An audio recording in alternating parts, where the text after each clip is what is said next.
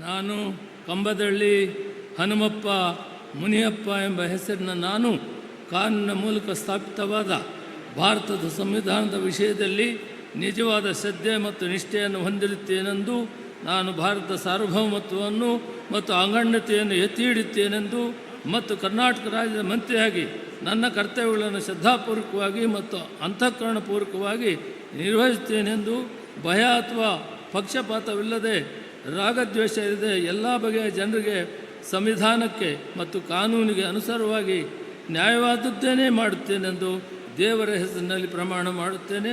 ಶ್ರದ್ಧಾಪೂರ್ವಕವಾಗಿ ಪ್ರತಿಜ್ಞೆ ಮಾಡುತ್ತೇನೆ.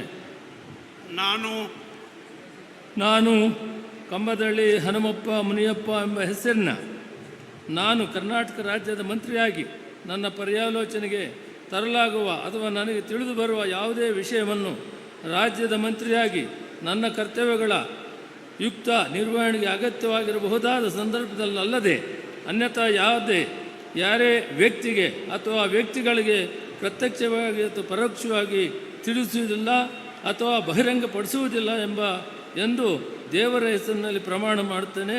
ಶ್ರದ್ಧಾಪೂರ್ವಕವಾಗಿ ಪ್ರತಿಜ್ಞೆ ಮಾಡುತ್ತೇನೆ.